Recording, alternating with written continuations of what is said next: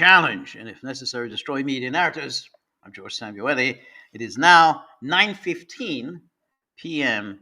here in very dark, gloomy, lightless, sunless Budapest. And we're still some way to go from till December the 21st. But welcome everybody who has joined me. I really appreciate your being here. Appreciate that you stayed on for the late start. And there are a few things I want to get to. And the one thing that hasn't been covered very much in the mainstream media is the reported death of a UK serviceman in Ukraine. And other than that, he was a UK serviceman on active duty in Ukraine. So that's already quite an escalation on the part of the UK and, of course, on the part of NATO. Because remember, as we've been told ad nauseum, NATO is not a party to the conflict. So NATO is not a party to the conflict, and yet, strangely enough, we had a soldier from the UK army getting killed. Now, the exact circumstances in which he was killed, however, remain obscure and have not been revealed by the UK government, which has been full of this lachrymose tales about this wonderful, great human being who sacrificed his life for freedom and whatnot and whatnot. So let's just take a look, first of all, at the usual tendentious coverage in the media, always with a definite lack of any kind of journalistic curiosity as to what are the circumstances of his death. After all, it's quite a big deal if an active duty serviceman is killed. You know, how did that happen?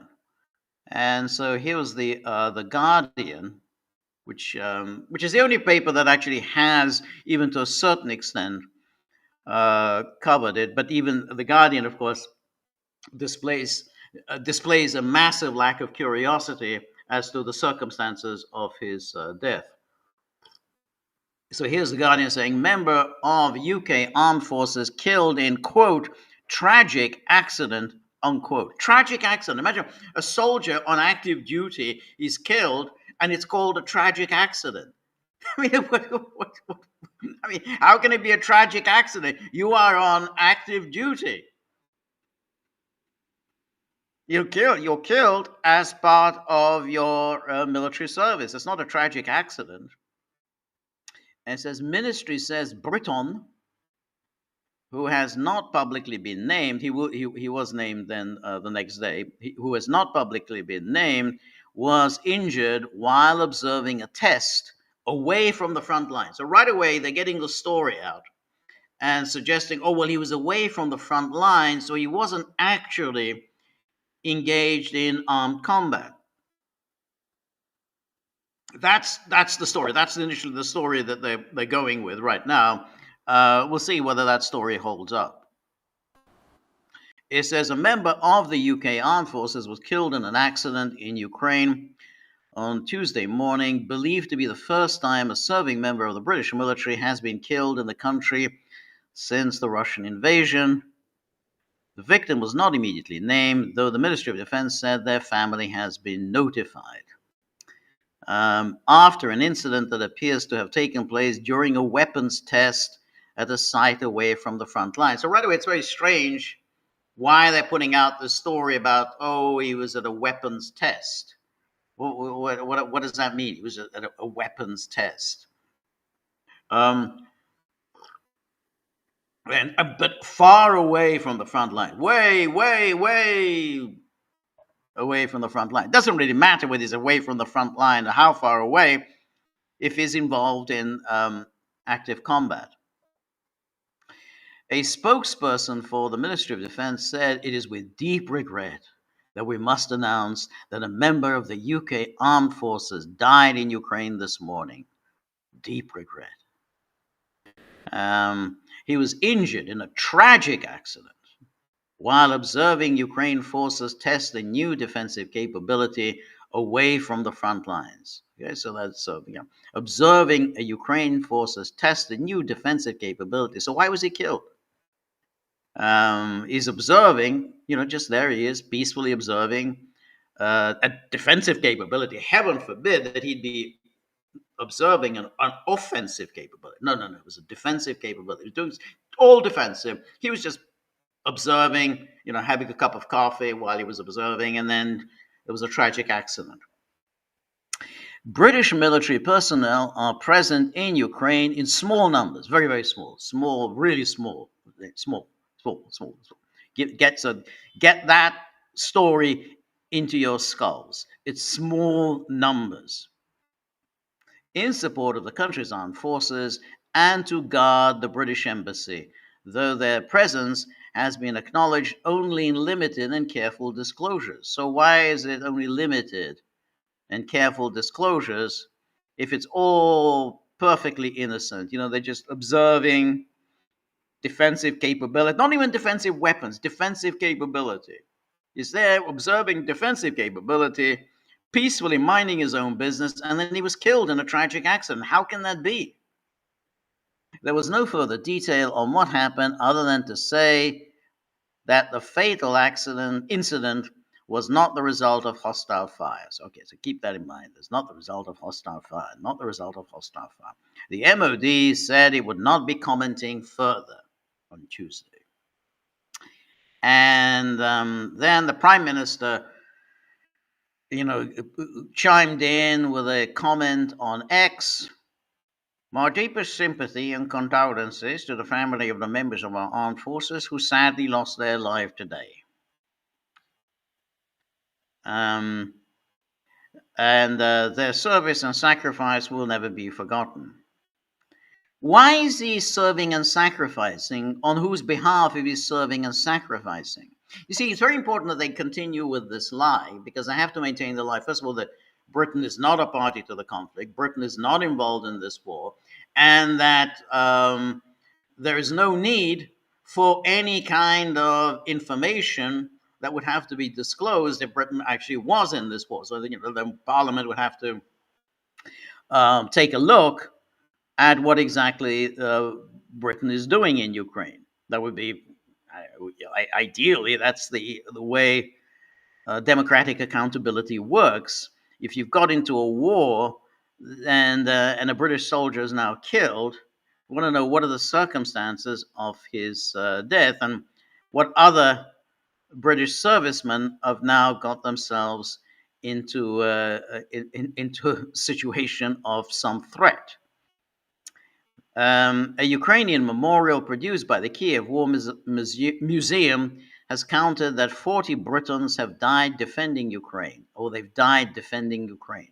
Really, that's they're defending Ukraine. A higher number than previously thought. That's very interesting because, of course, it is illegal in Britain and elsewhere to go and fight on behalf of another country. I mean, you simply can't do that. You remember Liz Truss got herself into trouble by urging Britons to go and fight in Ukraine. It's actually illegal to do that. And a higher number than previously thought. None are known to have been serving in the British military at the time of their death, but this guy was serving in the British military at the time of his death. And then Starmer said that the UK would be willing to deploy boots on the ground and planes in the air as part of a multinational peacekeeping mission in the event of a cessation of hostilities in Ukraine. But there is little immediate sign of Russia agreeing to a ceasefire. And then we have John Healey, definitely not one of the brightest bulbs in the British firmament, So Defense Secretary John Healey said in a post on X, devastated by the death of a UK service person in Ukraine, my thoughts are with their family, friends, and colleagues as they grieve for a loved one. Our hearts go out to them. Now, straight away, it's very puzzling. And some deceit is being practiced here. Why are they going through this great length um, to talk about, oh, we're grieving for a loved one, family, friends, and colleagues. Our thoughts are with them. Our hearts go out to them. This is the way you would talk. Let's say, I don't know, a family is killed in an accident while on holiday in Spain, same way. Let's say, they're on holiday, they're killed in an accident, and then you make these really, lachrymose statements. Oh well, this is tragic, horrible. There's a innocent family. They're on holiday and they're involved in an accident, and and there's terrible consequences. But this is inappropriate. This kind of talk is inappropriate when you have a military serviceman who is killed on active duty. There's nothing tragic about that. That is an inevitable consequence of being on active duty. So they're deceiving you by, giving you this whole spiel about heart going out, grieve, blah, blah, blah, to suggest that this is all perfectly innocent. So right away they're lying. They're trying to pretend that this is all, he was just minding his own business. But they still don't explain how did he get killed. I mean, he's just there observing. You normally go around observing your defense capability. How did he get killed? The Shadow Defense Secretary, James Cartledge, said, I'm deeply saddened to hear the tragic news. Oh, how tragic news. That a member of the UK Armed Forces died this morning. Died. He died. He was killed. Don't you say he died as if that was just simply he died. He got got a bit of COVID and he just died of COVID. My sincere condolences to his family and friends at this difficult time. So to talk about this entirely innocent, family man, gets involved in terrible, terrible, tragic accident, and everyone just plays along with this. Not one of these politicians, and this guy, the Shadow Defense Secretary, whose job you would think would be, well, maybe the prime minister should explain the circumstances of this British soldier dying. What are the circumstances? I mean, are we at war? Are we at war with Russia? Are we at war in Ukraine? What were the circumstances of his death? And instead, the Shadow Defense Secretary says, oh, I'm deeply saddened. My sincere condolences. Difficult time. And here's the Times. British paratrooper who was killed in Ukraine is named. So we have Lance Corporal George Hooley, not Huey, but Hooley, died while testing a new air defense system. He was testing a new air defense system, and he just died. He upped and died. A British soldier killed on duty in Ukraine has been named by the Ministry of Defense as Lance Corporal George Hooley of the Parachute Regiment. The paratrooper was killed while helping to test a new air defense system. The Times has been told. Why does the Times have to be told this? Why can't it just be made into if it's so innocent, a public announcement about what were the circumstances? The death was first reported on Tuesday, but no further details were given at the time. And why weren't they given further? Why weren't they given at the time? A senior military source said Hooley was not a member of the Special Forces, but in a conventional unit, raising questions about the extent of British operations in the country. Oh, it raises those questions. Well, that's good. I'm glad questions are being raised. Special Forces troops have been operating in Ukraine for years, although the government does not confirm or deny the fact. So notice how again it's reported, but without any journalistic follow up as to, well, what exactly are they doing in Ukraine? After all, Britain is not at war with Russia. It's not at war. It's there's no declaration of war. There's no formal state of war. What are they doing in Ukraine? And why is the government keeping quiet about it if it's all so open and above board? The MOD has previously said that a small number of medics are in the country. Oh, the medics. Oh, yeah, okay. They're just there to to put some bandages on. Just put a plaster on. They're just medics. That's all they're doing. Medics. Why was a medic testing an air defense system? A small number of medics are in the country, as are troops to protect UK embassy personnel. Oh, that's it. Of course, they're there to protect UK embassy personnel. Yeah, I get it. Their presence has been acknowledged only in limited and careful disclosures. So the medics, they're there to protect UK embassy personnel. Why do the UK embassy personnel need protection? I mean, they're in Kiev. They're nowhere near the front lines. Why do they need protection? And how many are needed to protect UK embassy personnel? And who are these embassy personnel exactly? And then the parachute regiment is the Army's airborne and elite infantry regiment. The 1st Battalion Parachute Regiment is part of the Special Forces Support Group and is under the command of the Director of the Special Forces. The other battalions are Parachute Infantry component of the Army's Rapid Response Formation, 16th Air Assault Brigade Combat Team.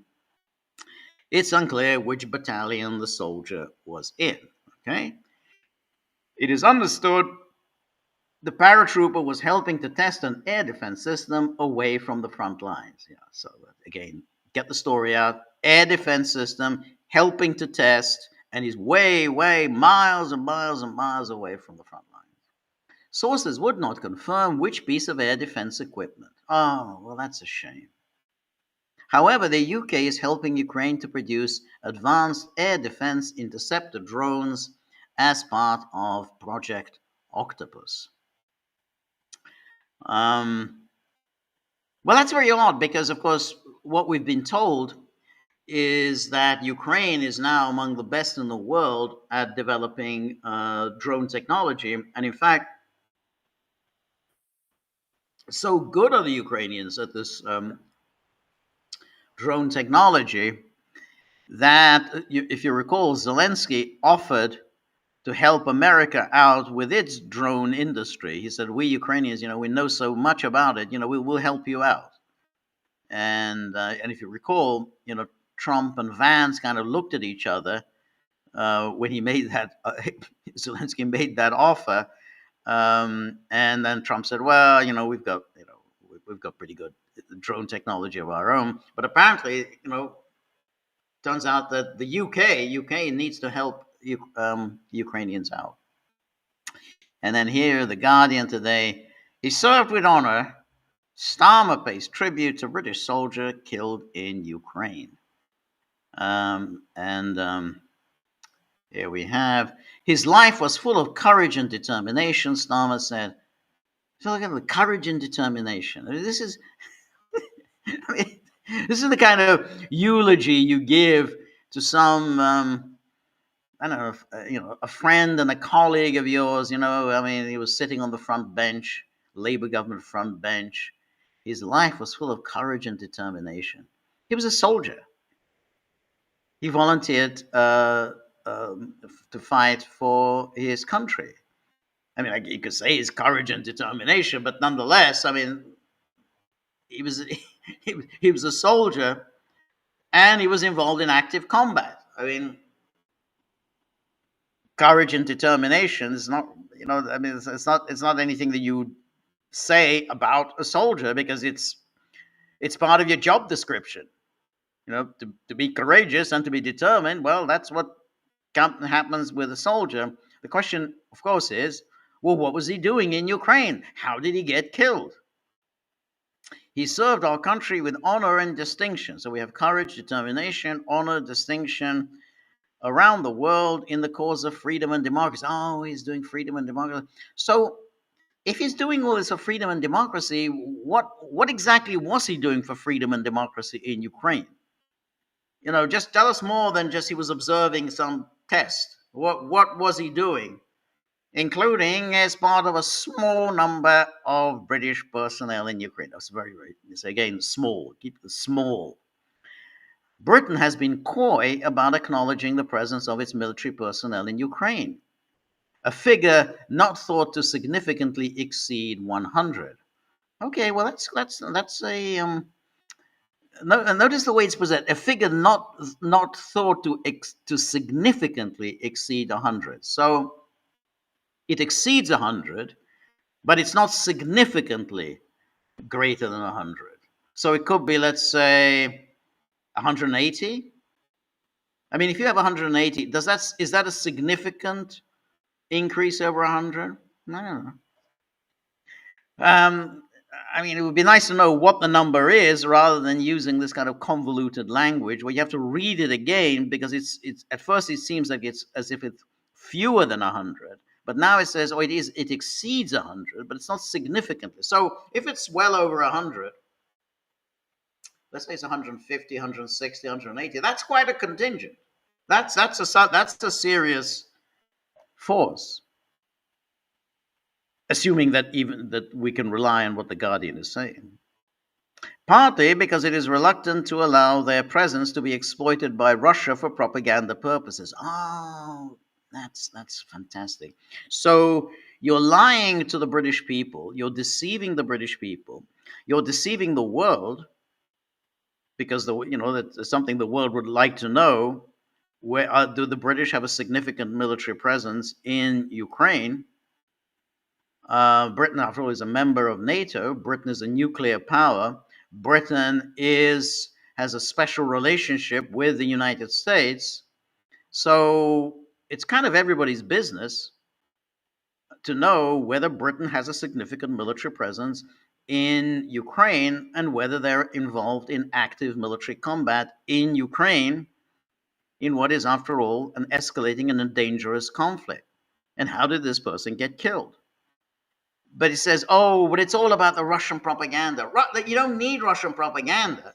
It's nothing to do with Russian propaganda. It's something to do with accountability. A government should explain to the public what exactly its forces are doing in Ukraine,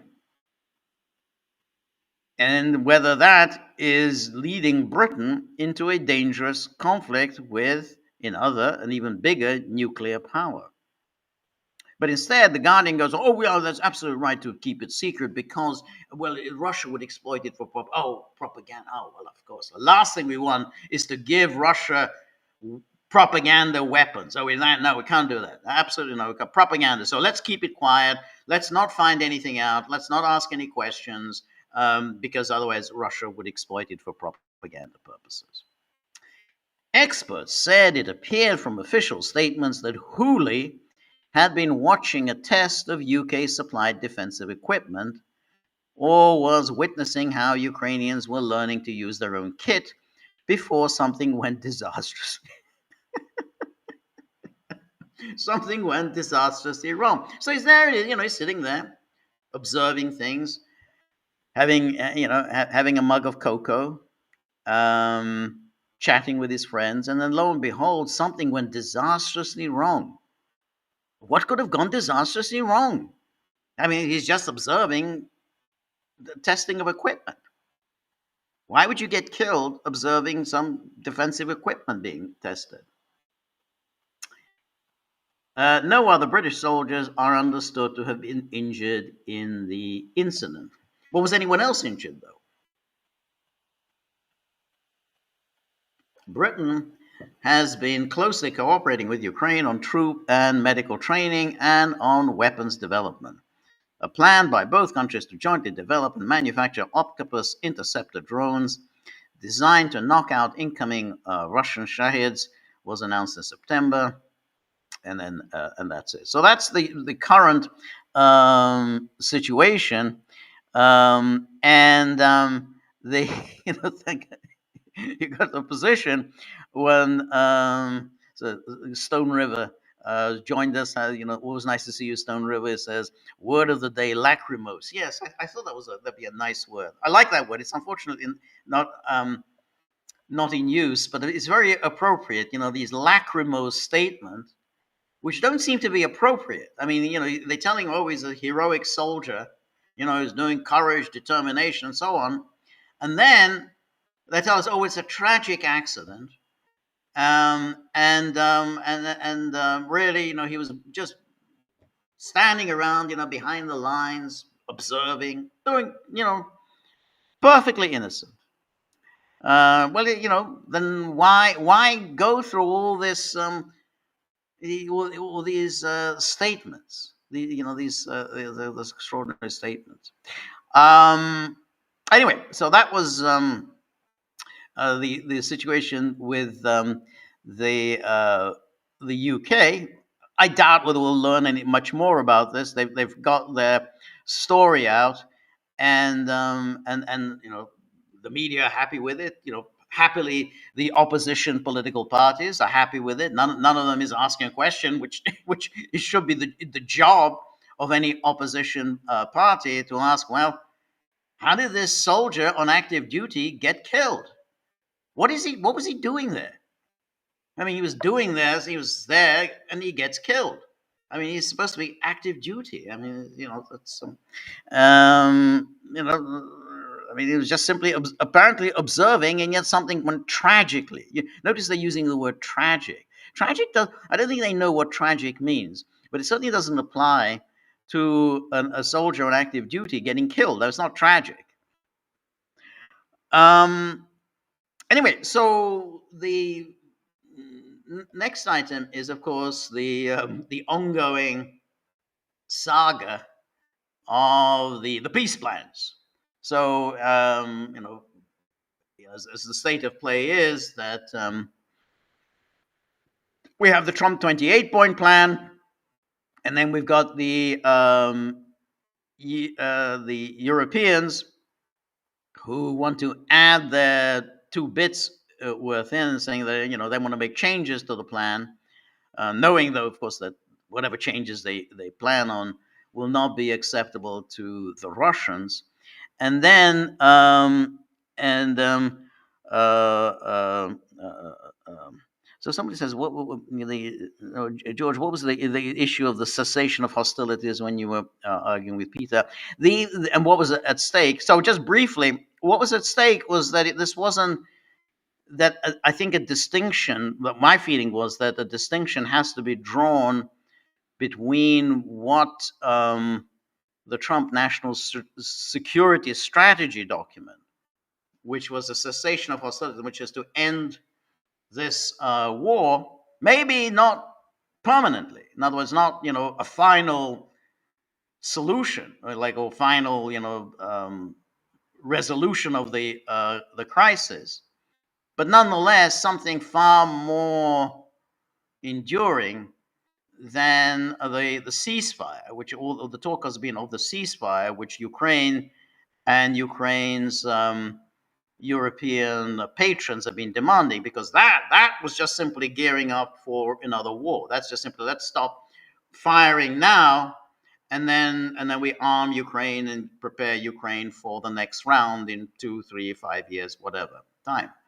And I think that what I was trying to argue was that the cessation of hostilities, it doesn't sound like necessarily a kind of a lasting settlement, a lasting solution. That's a tall order, but it's something a little more than the kind of opportunistic idea of a unconditional ceasefire. That was it. I wanted to say a cessation of hostilities is not the same thing as the ceasefire. So I think it's something rather more than just simply a ceasefire. Ceasefire, yeah, that's just simply an interregnum until we start the whole thing up again. So that's why that was what the issue was. But anyway, just to return to the question of um, the peace plans. So we have the 28-point plan, and then it's all being kind of watered down by Zelensky, the Europeans, though we haven't seen exactly what their plan is as things stand. And but in the meantime, Trump is obviously getting a little exasperated with what's going on. He said, "Well, I've put forward my plan. We got to get moving with this." Whereas Zelensky and the Europeans, they just want to basically make sure that this plan goes nowhere, and we just continue having pointless conversations. So Trump was asked about all of this because Wednesday, that was yesterday, there was yet another phone conversation between Trump and the Europeans. So they had a phone conversation, which didn't go particularly well. That's the newspaper stories, that they didn't go particularly well. And Trump himself clearly suggests that he didn't go particularly well. So let's just take a look at what Trump said at this presser yesterday. And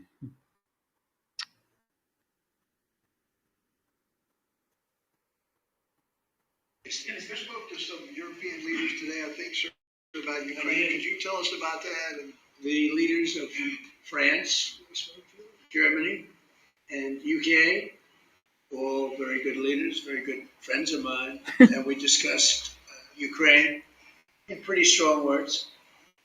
And we'll see what happens. I mean, we're waiting to hear answers before we progress. We'll find out. Look, there are a lot of things happening right now.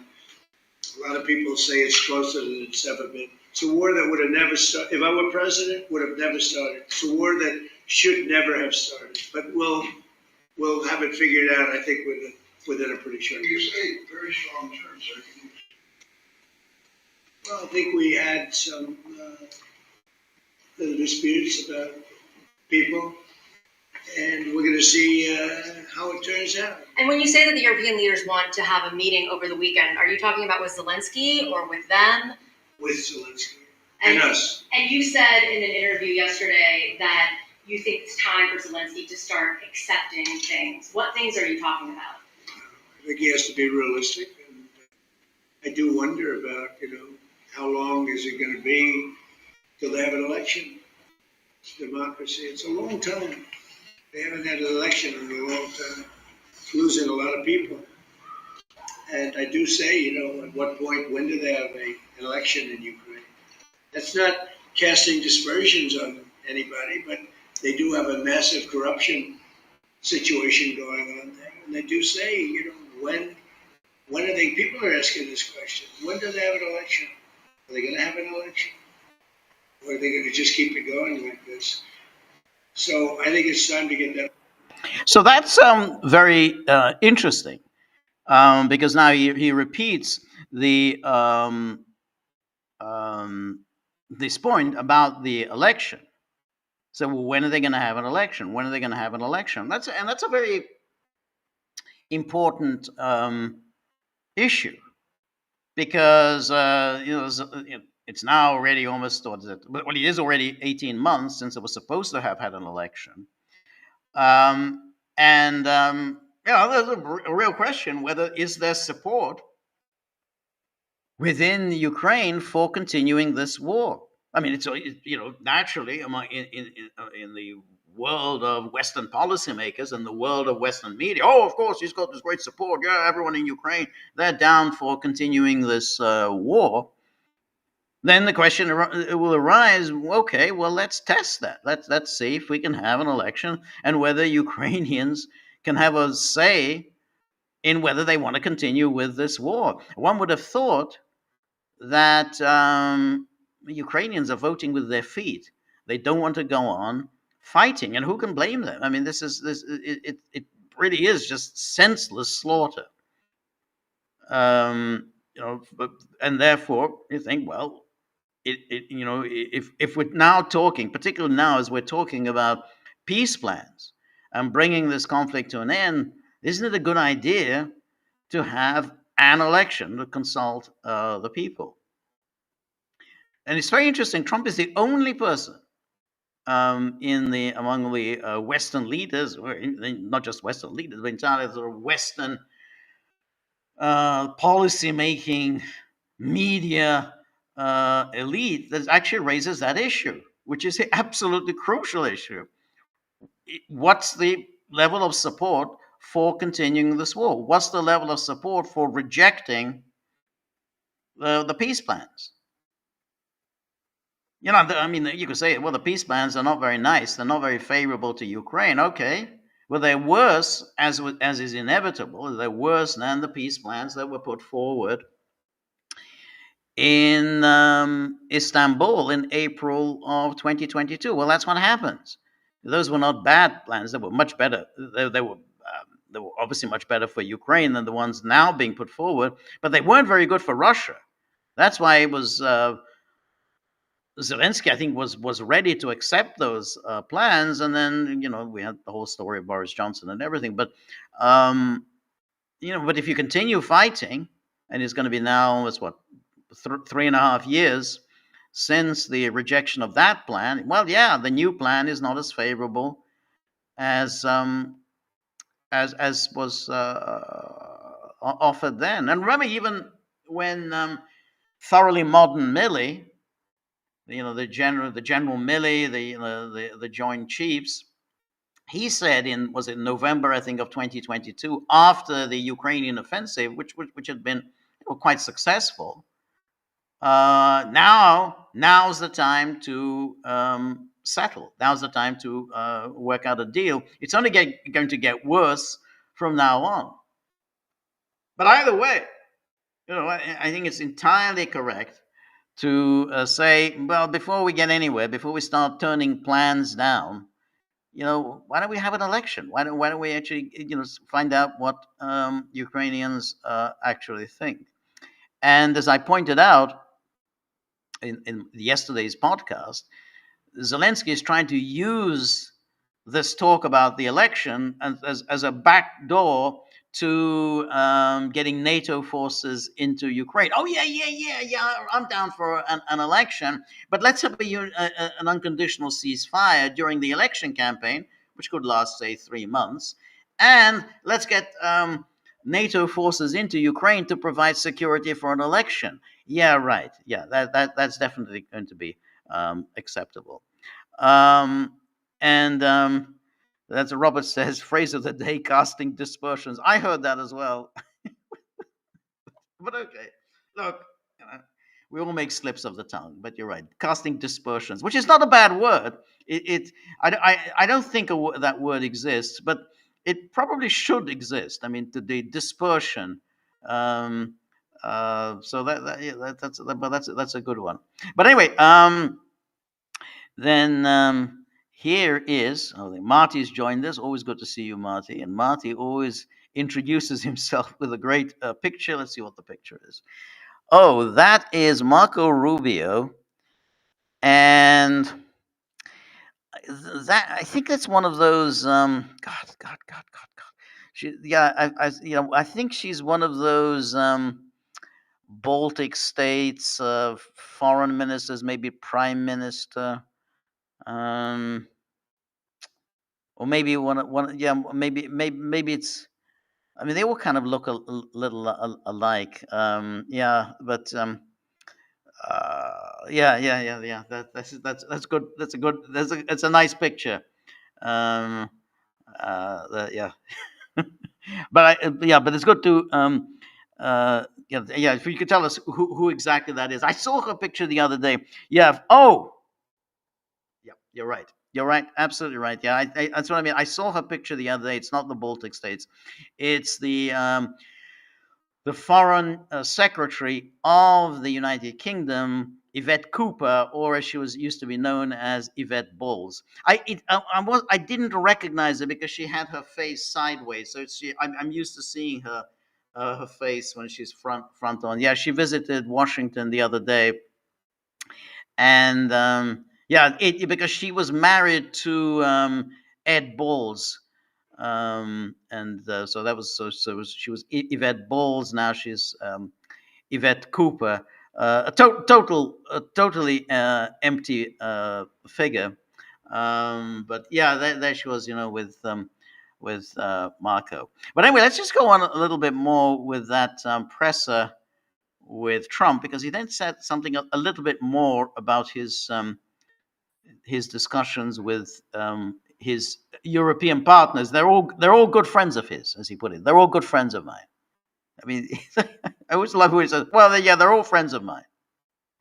Um, so War settled. I think we had some little disputes about people, and we're going to see how it turns out. And we said before we go to a meeting, we want to know some things.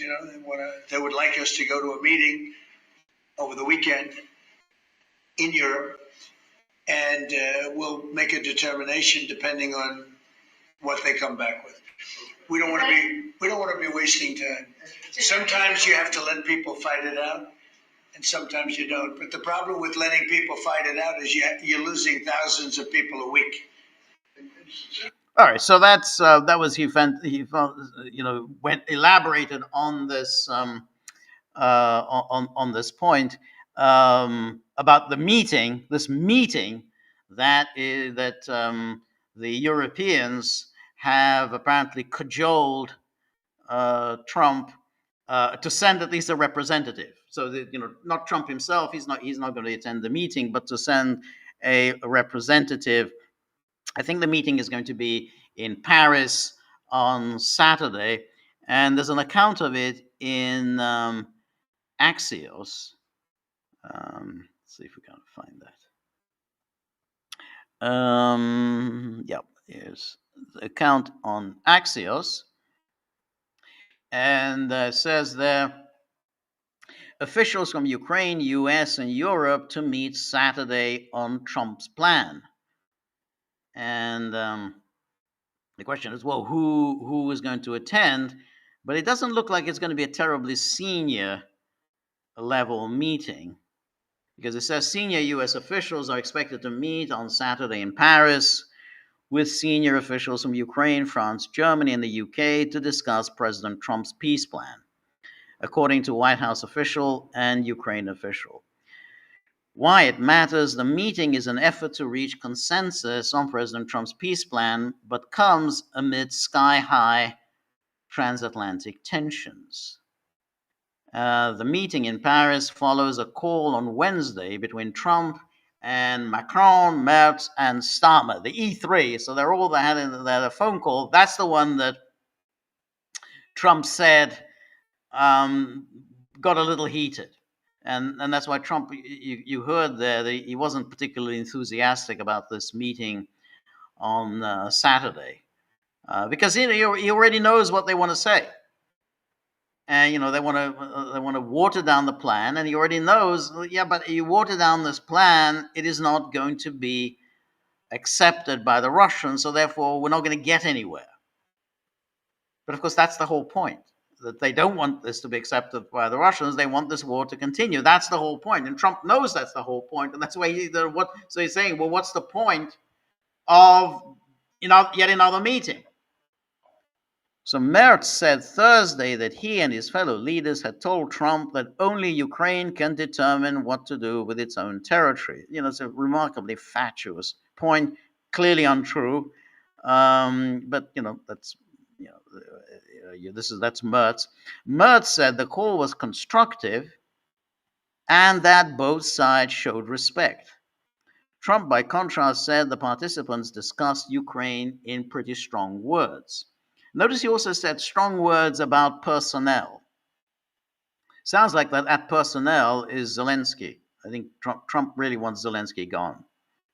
That's when, because he said, what's the dispute about? It's about personnel.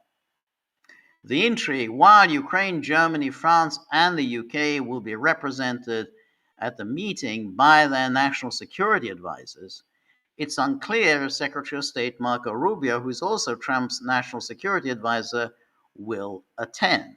Now, this is very interesting because let's say it's a meeting at national security advisors level, which isn't particularly senior.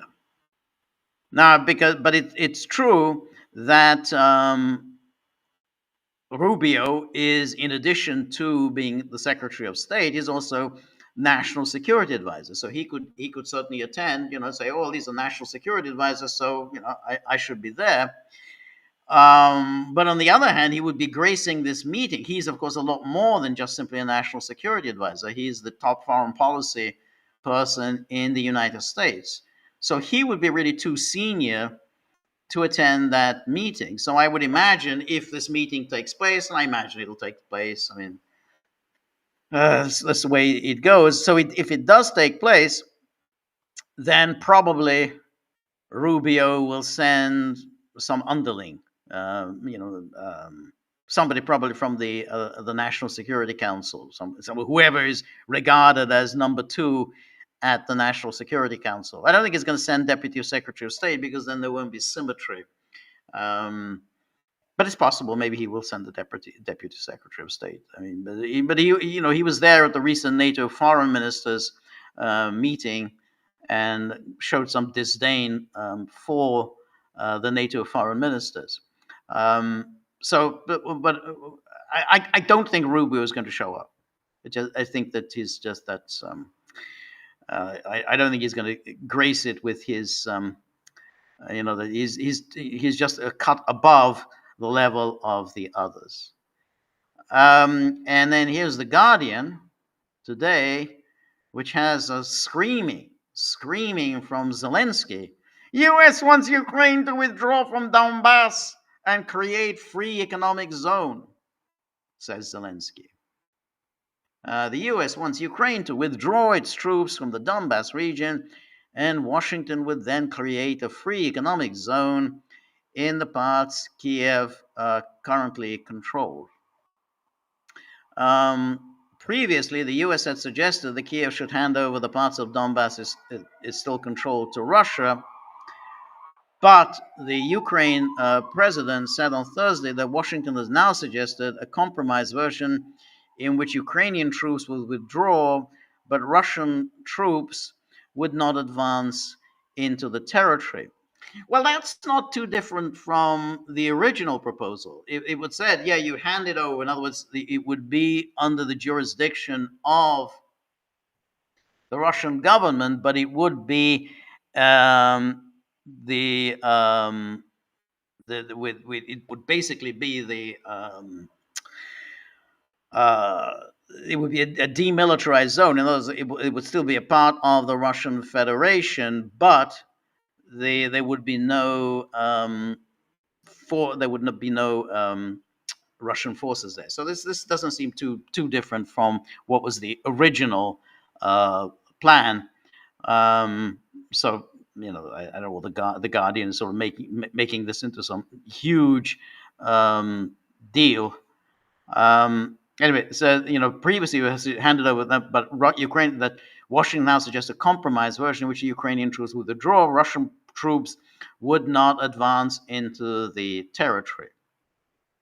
Who will govern this territory, which they're calling a free economic zone or a demilitarized zone? They don't know, said the Ukrainian president, speaking with journalists.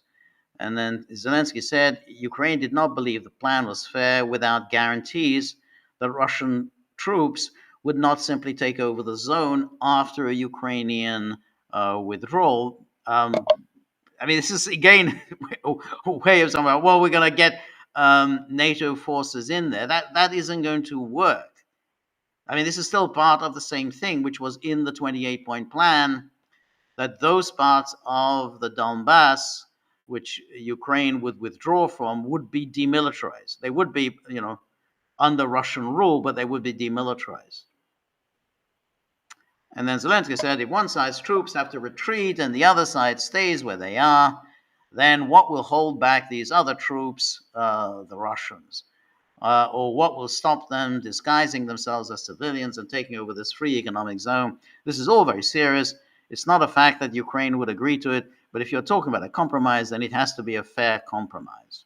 So they're going to, also talk about this. He said that Ukraine did agree to, if Ukraine did agree to such a scheme, there would need to be elections or a referendum to ratify it, saying only the Ukrainian people could make decisions on territorial concessions. And on the current U.S. plan, says Zelensky, Ukraine would withdraw from Donbass, where Russia is advancing, while the front lines would be frozen in Kherson and Zaporozhye. And then Russia would give up small pockets of land. So yeah, that's it. So there's again a lot of wailing, but it is striking that there doesn't seem to have been much movement away from the original Trump 28-point plan. So there's still, you can see the Europeans are trying to figure out a way to get around Trump. This is what they did before. So, well, how do we, find a way to get around this? And but Trump knows this, and that's why he's not at all keen on continuing with it. Now, a couple of other things that I wanted to get to was one thing was that Mark Rutte, the current NATO Secretary General, always good for a laugh, and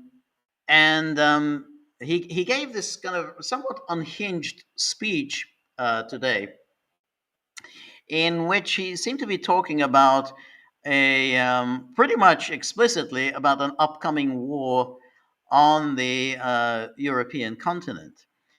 This is strong talk from a NATO Secretary General.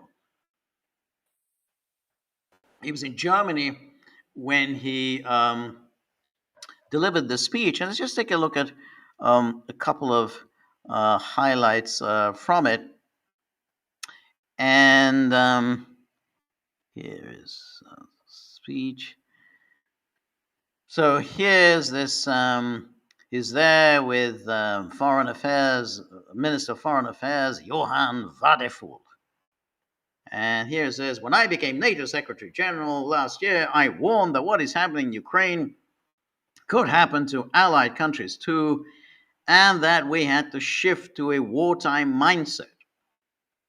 So here's this, NATO Secretary General, and he's talking about a wartime mindset.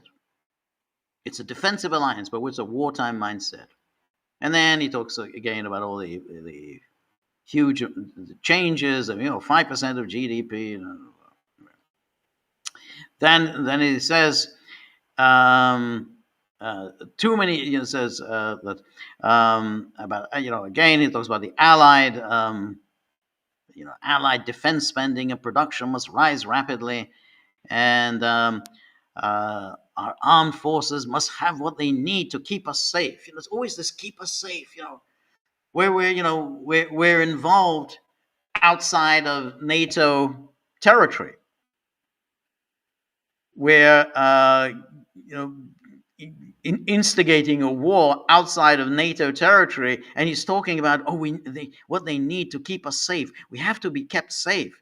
With little mices. We're just little mice. The cat is coming after us. Our governments, parliaments, and our citizens have to be in this together so that we can continue to protect peace, freedom, and prosperity, our open societies, our free elections, and a free press, none of which we have in Europe, but that's usual NATO blather. And then he says, we must all accept that we must act to defend our way of life now, because this year Russia has become even more brazen, reckless, and ruthless towards NATO and towards Ukraine. During the Cold War, President Reagan warned about the aggressive impulses of an evil empire. Today, President Putin is in the empire building business again. So he invokes the evil empire, and then which was sort of the lowest point, I think, of the Reagan administration. And what's to keep in mind, when Reagan made that declaration about the evil empire, this didn't go down particularly well. No one really liked it. They thought, this was rhetoric way over the top and was very dangerous. People just got very nervous when he started talking about the evil empire. And then here, President Putin is in the empire building business again. He's throwing everything he has at Ukraine, killing soldiers and civilians, destroying the havens of humanity, homes, schools, and hospitals. So far this year, Russia has launched over 46,000 drones and missiles against Ukraine, Russia, and then and then he says, there've been over 1.1 million Russian casualties since he began this war in 2022. Just where are these numbers coming from? But okay. And then he says, think about that. More than 1 million casualties so far, 1,200 a day killed or wounded this year alone.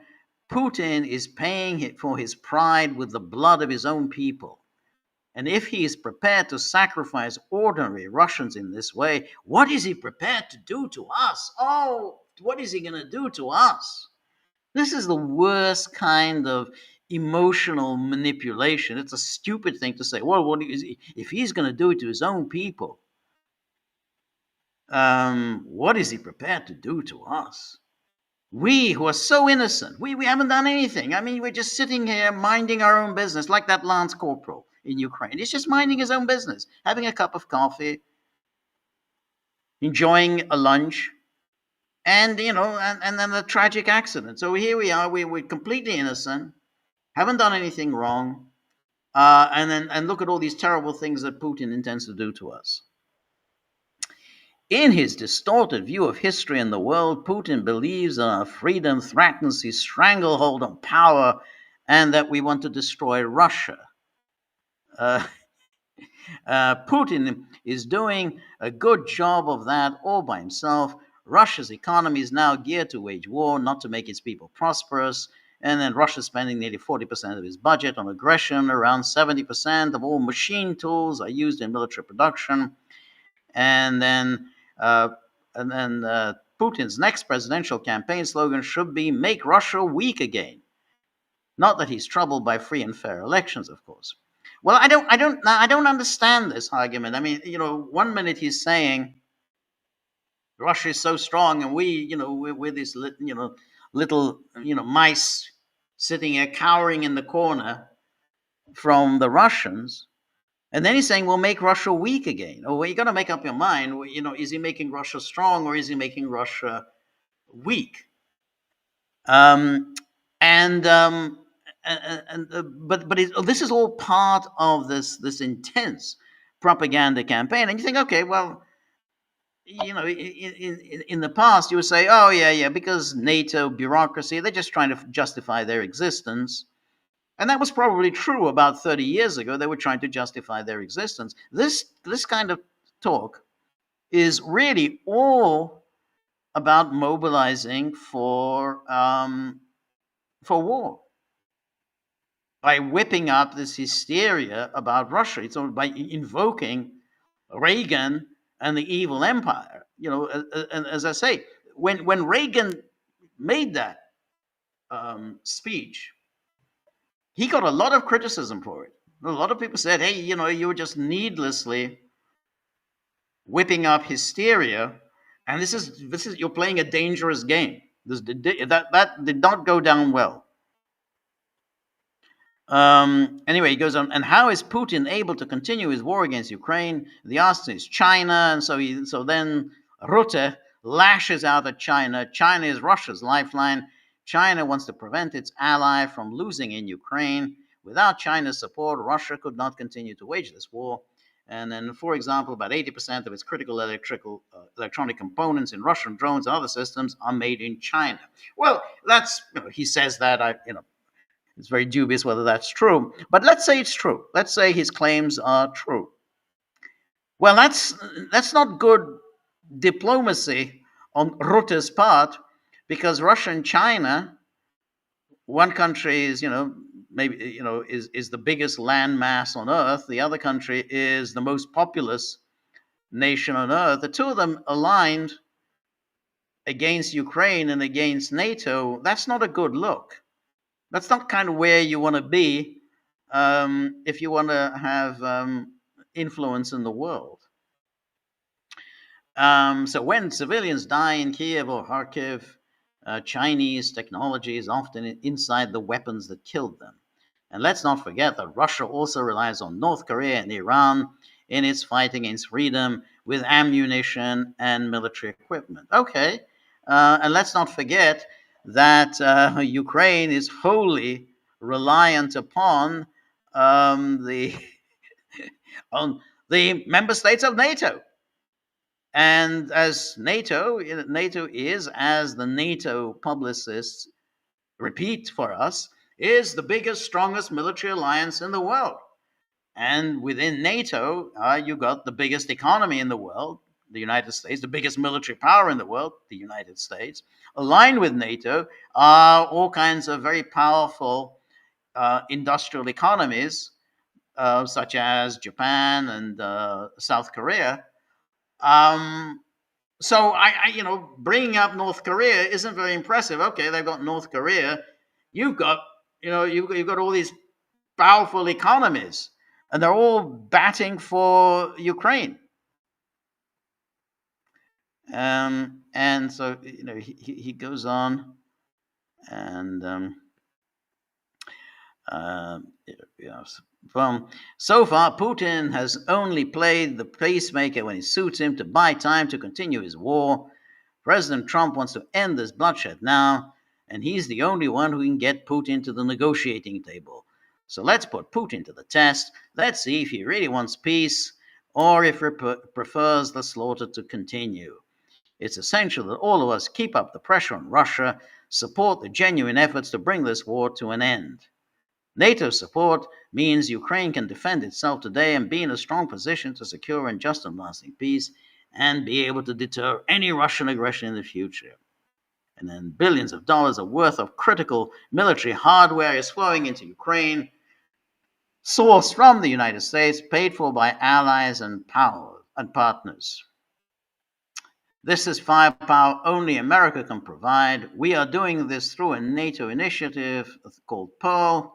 Since it was launched this summer, Pearl has supplied around 75% of all missiles for Ukraine's Patriot batteries and so on. And then it says, because we must strengthen Ukraine so they can stop Putin in his tracks. So he continues to say, well, we're all under terrible pressure. And I want to thank Germany and other allies for their support. Pearl is keeping Ukraine in the fight and protecting its population. And I count indeed on more allies to contribute and so on. So, and then he says, just imagine if Putin got his way, Ukraine is under the boot of Russian occupation. Under the boot. It's so phony, under the boot of the Russian occupation. Is that how Ukrainians see it? It's the boot of Russian occupation. His forces pressing against a longer border with NATO and the significantly increased risk of an armed attack against us. So every time they say these kinds of things, they say, well, if that's you're facing such a threat, if Russia is such a threat, why are you going out of your way to provoke Russia? Why are you going out of your way to wage this war in Ukraine? I mean, if you're so afraid of a Russian attack, I mean, if you wage this war against Russia, that's only going to make a Russian attack more likely. Because it may well be, if this war continues, that a Russian leader, maybe Putin, maybe somebody else, will say, we're not going to be safe as long as we have the Baltic states there. I mean, the Baltic states are just this madhouse, lunatic militarists, lunatic Russophobes that want to use their territories, strategically important territories, only a few miles from St. Petersburg. They want to use them for a NATO preemptive attack against us. We can't allow the Baltic states to enjoy their independence. That we have to go back to the sort of the Stalinist Soviet period because they are a threat to us. That's much more likely to happen if you continue on this path, and it's so obvious. So that's why all this talk. Well, we have to do everything we can for Ukraine, and then it's like, oh, we're under threat. We're under threat. Well, why are you waging this war using Ukraine against Russia if you're so afraid of Russia? Because you're guaranteeing that Russia will not be satisfied with just to go back to life as normal after a settlement, and then you have all these Baltic states, these nutcases, the nutcases in Warsaw, who want to go on waging this war against Russia. They say, well, we need to secure our western borders. We can't allow ourselves to be in a situation where we are continually under threat from NATO. So this is why these speeches by Rutte, and before him Stoltenberg, are so oozing. They ooze dishonesty. They're so deceitful. And it says, significantly increase the risk of an armed attack against us. We're completely innocent. We haven't done anything wrong. Just an armed attack against us. We're just innocent bystanders. We're doing everything we can for Ukraine. We're pouring in billions of arms into Ukraine, providing training. I mean, look at this guy got killed, but we're just completely innocent. We're doing nothing wrong. Just, minding our own business. It would require a truly gargantuan shift in our deterrence and defense. NATO would have to substantially increase its military presence along the eastern flank, and allies would have allies. You see, this is what is so smarmy, so loathsome and smarmy about NATO. They use this allies with the uppercase A to suggest that these NATO member states are the continuation of the World War II allies, the Allied powers versus the Axis powers, the Allied powers. There's a problem with that. Along with the Allied power, who were members of the Allied powers? Well, the Soviet Union was a member, China was a member, and the leading powers of NATO were kind of on the other side, shall we say? And so on. And then so let's not forget, Ukraine's security is our security. NATO's own defenses can hold for now, but with its economy dedicated to war, Russia could be ready to use military force against NATO within 5 years. So this is the kind of thing that the media pick this up. Oh, it could be ready to use military force against NATO within 5 years. Why would they do that? Well, what would be the reason for them to do it? Well, they might. If you continue to threaten Russia in this way, you continue down this path of using Ukraine to wage a kind of a permanent existential war against Russia. Yeah, I mean, that could lead to a major armed confrontation between NATO and Russia. Russia is already escalating its covert campaign against our societies, and then here we go, the usual: sabotage our critical infrastructure, defense industry, blah, blah, blah. Attacks on commercial warehouses, shopping centers, all made up. Explosive hidden in parcels. Poland is now investigating sabotage against its railway network. I thought Poland had already investigated and had already concluded that it was the Russians, even though they haven't arrested any Russians. And then we have the airspace violations and so on. And then and then he says, and while we often think of the risk primarily in terms of our eastern flank, Russia's reach is not limited to land. Arctic and the Atlantic are additional avenues. A reminder yet again of why this alliance has been so crucial for so many years on both sides of the Atlantic. And then so we have that, the Eastern Century, Baltic security, and then who says we need to be ready because at the end of this first quarter of the 21st century, conflicts are no longer fought at arm's length. Conflict is at our door.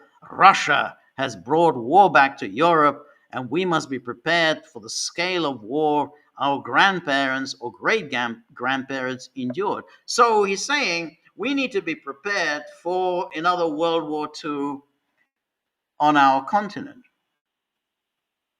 We must be prepared for the scale of war our grandparents or great grandparents endured. Imagine it, a conflict reaching every home, every workplace, destruction, mass mobilizations, millions displaced, widespread suffering, and extreme losses. It's a terrible thought, but if we deliver on our commitments, this is a tragedy we can prevent. NATO is here to protect 1 billion people on both sides of the Atlantic. And our mission is to protect you, your families, your friends, and your future. We cannot let our guard down, and we won't. I count on our governments to keep up with their commitments and go further, and says what is standing between what's happening to them. So they listen to the sirens across Ukraine, look at the bodies pulled from the rubble, think of the Ukrainians who might go to sleep tonight and not wake up tomorrow. What is standing between what's happening to them and what could happen to us? Only NATO. All right, so you get the picture here, and he's really preparing for a war, and then you have to say, well, that is an amazing confession of the bankruptcy of NATO. I mean, you basically you've expanded NATO. You said, okay, NATO is supposed to be defensive. NATO is supposed to provide security. And now you're saying, well, actually, we could have a World War II style war on our continent really within the next 5 years. And I say, yeah, that's quite likely. And it's all thanks to NATO. And you'd have to say, I've said this before, I'll say it again, that it's entirely caused by NATO. It was always a terrible idea, the continued existence and the expansion of NATO. And it was always obvious that this is where it would lead. And because of this kind of talk from NATO, it's hard to see how you can settle anything without some kind of a showdown between NATO and Russia. Anyway, let's take a look now at our locals page, where the Gagglers, the people who really, try to keep the dogs on an even keel. They try to make sure the dogs are reasonably content, not too depressed.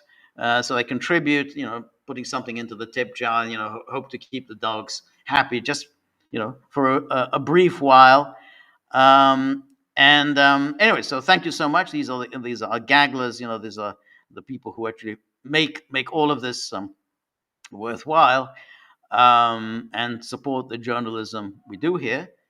And so thank you everybody, all the Gaggle community. And so Danuki asked a question. Kedves George, dear George, has NATO disbanded yet? Not yet. I'm getting the fireworks and the champagne on ice. No. So, Danuki says something that I think is very important, which is that all this talk from, let's say, well, the alt media and the Xenon, which is that NATO is facing this huge defeat. And this will be a big humiliation for NATO, and then historic dimensions, and you've heard the rhetoric coming from people like Mearsheimer, um, uh, um, the Jeffrey Sachs, the people around Napolitano, and they're always telling us that NATO is facing this huge defeat. And they've never quite explained why is NATO facing this huge defeat. Because as things stand, they've still managed to keep this war going, and they may well succeed in continuing to keep this war going. They haven't been bloodied. I mean, we had this corporal, this lance corporal, that's been killed. We'll see if there have been others who have been killed, but so far there's still limited the number of people who have been killed. On the other hand, Russia has obviously lost a huge number of of its people. I mean, I don't. I'm not buying into any of these numbers. We don't know what the numbers are, but clearly it's a very substantial losses that Russia has suffered, and of course Ukraine has suffered huge losses. So on the one side, we have hardly any losses. On the other side, you've had huge hundreds of thousands, maybe millions, but let's say hundreds of thousands of losses. Now, so you say, okay, well, how has NATO been defeated? Well, they never explain. They say, oh, well, NATO has not succeeded in defeating Russia. They have not succeeded in inflicting defeat on Russia. And I think that's right. That is very true. NATO has not succeeded in inflicting defeat on Russia. But by the same token, Russia has not succeeded in inflicting defeat on NATO. Russia has been forced to fight square inch by square inch in its own backyard. Its own backyard. This isn't in, they're not fighting in Belgium, they're not fighting in Holland, they're not fighting in the English Channel, they're fighting in their own backyard in Ukraine. And you can say, well, all right, they have not succeeded in inflicting defeat on NATO. NATO has not succeeded in inflicting defeat on Russia. Russia has not succeeded in inflicting defeat on NATO. What does that mean?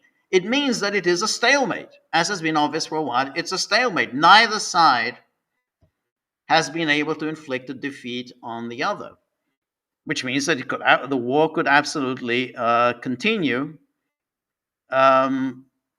unless Trump pulls something out of the hat. But even if Trump does pull something out of the hat and something is worked out, along the lines of the 28-point plan, unlikely, but let's say that happens.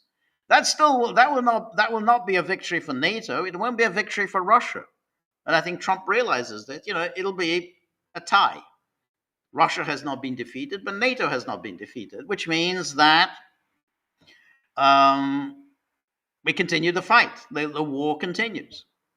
There's been, nothing has been solved. No problems have been solved. Russia's security situation has not been improved. Russia's security problem, which it articulated and has continued to articulate for many years, still has not been addressed, has not been solved. So that's why whenever I listen to these Mearsheimers and Sachs and the whole Napolitano crowd, and they're all telling me how NATO has been defeated, this is the biggest defeat NATO has had, and you think, well, okay, well, how many NATO forces have been lost?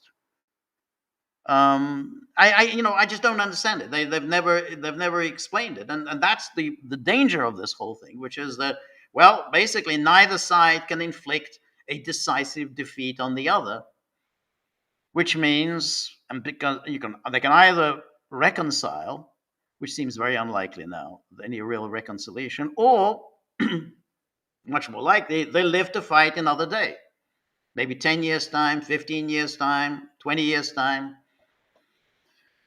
But I don't see how you can somehow break out the champagne and think that NATO has been defeated. It just hasn't. It would have been nice if there had been, but just because you would like something to happen, that doesn't mean that it has happened. And so that's why, Danaki, I kind of agree with you.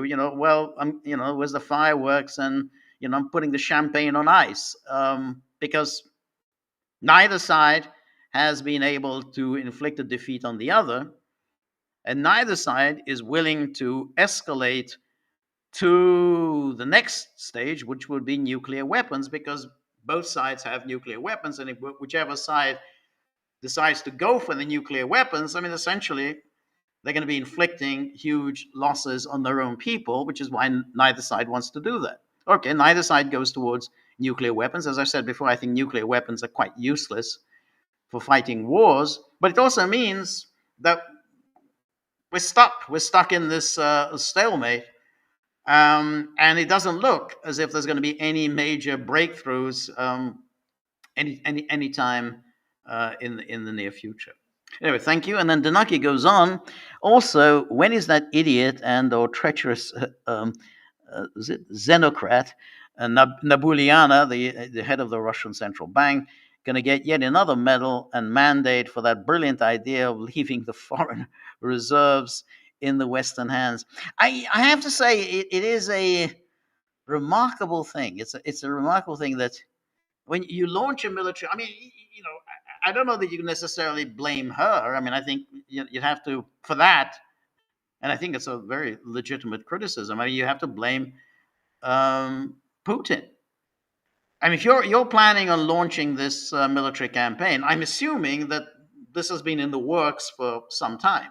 I mean, you didn't just wake up and sometime in a cold, miserable December and think, God, I'm really depressed now. I think we've got to do something about Ukraine. I mean, I'm thinking that, well, you had to have been thinking about this for some time, and you had to have known that the Western countries were going to seize your sovereign assets. Of course, they're going to do that. I mean, why would you think they wouldn't? I mean, it's so obvious that this is what they would do. Just as it was so obvious to me, at any way, immediately as soon as the so-called SMO started. Well, of course, NATO is going to get involved in this. I mean, there were people who say, "Oh no, NATO's not going to get involved." Of course, NATO is going to get involved. Of course, they are. This is bread and butter for them. So, of course, they were going to seize these sovereign assets. Now, that's a lot of money. That's whatever it is. Let's say 300 billion euros.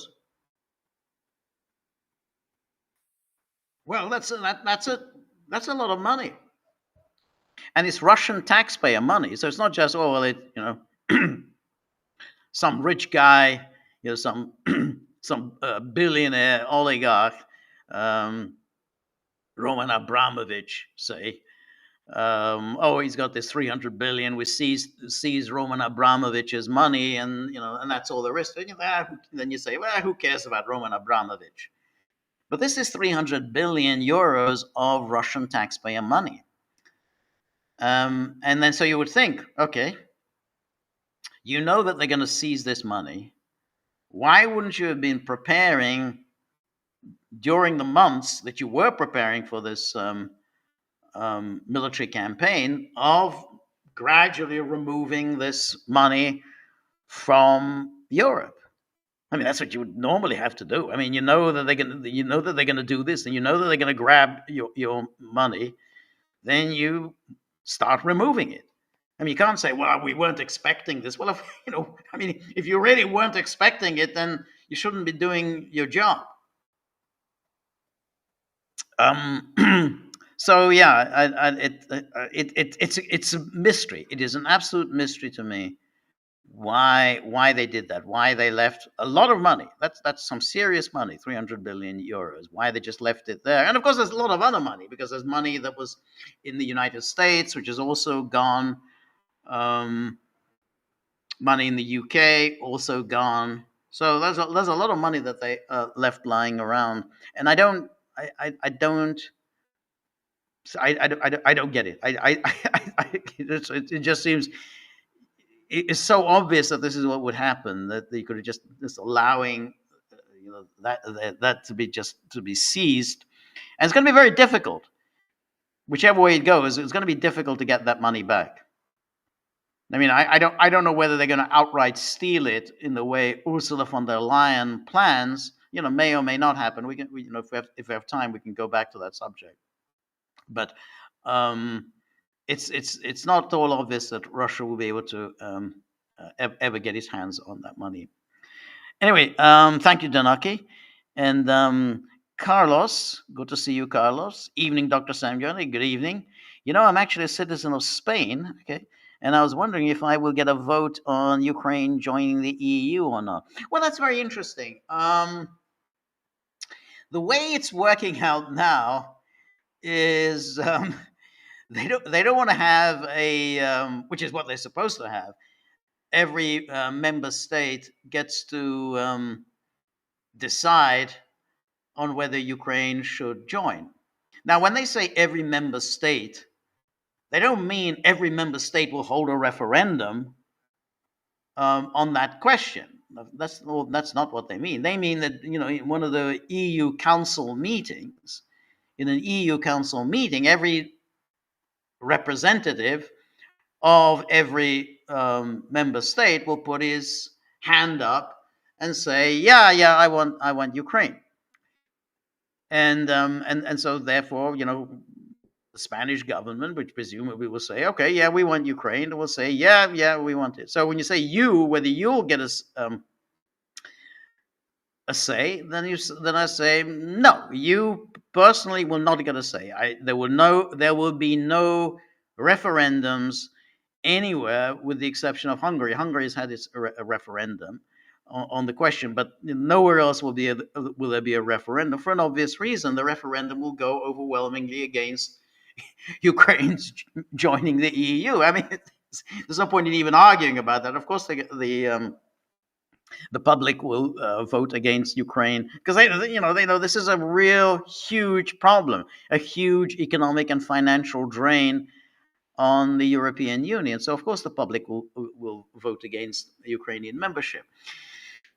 But we're not even actually going to get to the point where every EU member state gets to vote on this. In other words, you're supposed to have unanimity on that question. So everyone says, well, it's unanimous. Because that's the theory, that anyone who's invited into the EU, that has to be unanimously supported. Every single member state of the EU has to support the induction of a new member. But now the EU is getting around that because they know, well, Hungary under Orban will never agree to this.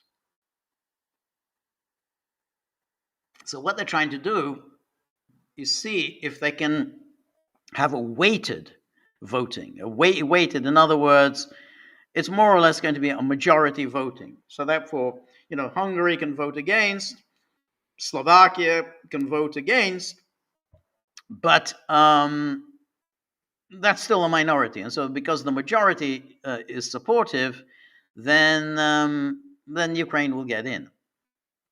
I don't know whether they'll be able to get away with that, to be honest, because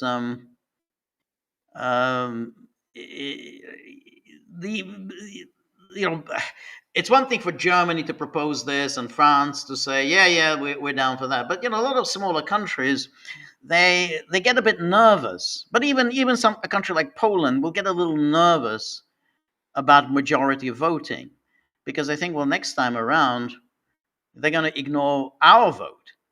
There have been times when Poland, ruled by kind of conservative governments, have been out of favor in Brussels, and Brussels said, why don't we just ignore Poland? The hell with them. So, but that's definitely what they're going to try and do, is to get Ukraine in by majority voting. So, in other words, to make sure that Orban and Fico don't prevent Ukraine from joining. But that's not. But in terms of, are you as a citizen of Spain going to get a vote? No, you're not going to get a vote. there will be no referendum anywhere, absolutely prohibited anywhere, a referendum on this question, because that vote is going to go really seriously against Ukraine. Anyway, thank you, Carlos. And here's Marty with a picture of Zelensky and Georgia Maloney. Maloney is not looking particularly happy. As we've commented before, she has a very expressive face. Normally, she's rolling her eyes and looking absolutely bored with the conversation. Here, she's kind of definitely looking away from Zelensky. It's an interesting picture also because it's not as if they're both look. No, it's not just that they're both not looking at each other, but they're looking in different directions. So he seems to be looking at cameras there, and she's looking at cameras there. So it's not a particularly, not a particularly warm greeting. And I think the other day, I think she met when he was in Italy, and she met him. And again, it didn't look like a particularly warm greeting. He did the usual hugging, and it didn't look like she was especially pleased to have him hugging her. So yeah, look, definitely not looking very. Very. The thing about Maloney is that I don't think she's happy about being excluded from this club, the club of the big boys, the E3, because I think reasonably says, well, why is it the E3? I mean, why do we not get to be in this illustrious grouping? I mean, we're a big, strong economy. And yet we're treated in this as if we're a second-rank power. That's always been a kind of an Italian source of inferiority complex. I mean, if you remember after World War One, this it helped to give rise to Mussolini. The sense that Italy, having fought in the war, sustained huge casualties in World War One, got very little out of that war. In fact, got nothing, because once again, the big boys at the table, they really didn't regard Italy as their equal. So that was always that's part of the Italian psyche. They don't get taken seriously as one of the great powers, and so no matter how much their economy has done so well, since World War II, they still are at the kiddies table. And so I think that I think she's not happy about these E3 who get to chat with Trump, and particularly as she regards herself as being of the European leaders, or at least of the West European leaders, to be the closest to Trump. So I think that she gets on better with Trump than certainly Macron, Merz, and Starmer do. Anyway, thank you so much, Marty. Stone River, always good to see you. Thank you so much, Stone River. I really appreciate your generosity. And so, yes, word of the day, lachrymose. Thank you. And then Robert joins in saying, phrase of the day, casting dispersions. I really like that. I think we've got to casting dispersions. What was that phrase of George W. Bush? I can't remember. He made up a word. Oh God, it's a famous word that he kind of made up. He kind of joining two words together, and it then was actually, the dictionaries, so subsequent dictionaries actually listed that as a really existing word. I can't remember. Somebody maybe can remember what was that word that George W. Bush made up. Anyway, there's picture Marty. Thanks. The Yvette Bowles and Marco Rubio. Not exactly a particularly warm picture either there. Okay. So anyway, Anne Marie, always very good to see you. Thank you so much, Anne Marie. Anne Marie, of course, is always helps to raise the cultural tone of the gaggle. Given her distinguished musical pedigree, distinguished artistic pedigree. Working with the great orchestras with some outstanding musicians, outstanding composers and conductors, and really, performing, the most, amazing pieces of music. So we're very fortunate to have Anne Marie, and particularly we're very fortunate to have Anne Marie's very learned and very, very insightful commentary on the musical pieces that we post here. And I recently commented on her comments because her comments are always so interesting and so um, stimulative. That's another one. I don't know. Does that word exist? Stimulative of other comments. So I felt I had to comment on Anne Marie's recent observations on two pieces of music that we posted here, which is Saint-Saëns' Second Piano Concerto and Alban Berg's Lyric Suite. So on both pieces, Anne Marie wrote something really interesting. I strongly urge everyone to, well, obviously to listen to those pieces of music, but also to read what Anne Marie wrote about those pieces of music, because it's really, really interesting and informed, and comes from somebody who knows what it means to play these kinds of very difficult and challenging pieces. So I I wrote a response to Anne Marie. Nothing as interesting as Anne Marie's comments themselves, but I strongly urge everyone to read them and also to comment on and what Anne Marie says.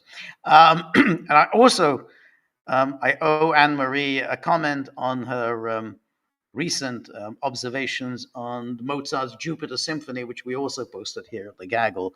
Which again, Anne Marie says something so interesting and so intriguing that it demanded something from me. So thank you, Anne Marie. Thank you for all your contributions, and really, it's really something to have you here among us. So thank you for your generosity. And then we have, where are we? Yeah, Robert says, the other day you and Peter mentioned Mearsheimer's beef with China. Can you speculate as to what Mearsheimer sees as the threat? Um, I don't know. He does have that thing about China. Um, I don't necessarily disagree with him on that. I mean, I do think that China will, eventually be a serious challenge for the West. And, the way China has done this has certainly been, cutting corners and basically through a lot of cheating and to be frank, aggression against its neighbors. Now, it's not aggression in exactly the most overt way, but yeah, but definitely, if you're an American, as Mearsheimer is, and if you're an American patriot, as I'm sure Mearsheimer is, then you would think in terms of, well, what American policymakers have been allowing China to be advancing at America's expense, and they did it because they were making money out of it. I mean, that was how China did it. I mean, China did, as I say, did a lot of cheating, a lot of theft of intellectual property.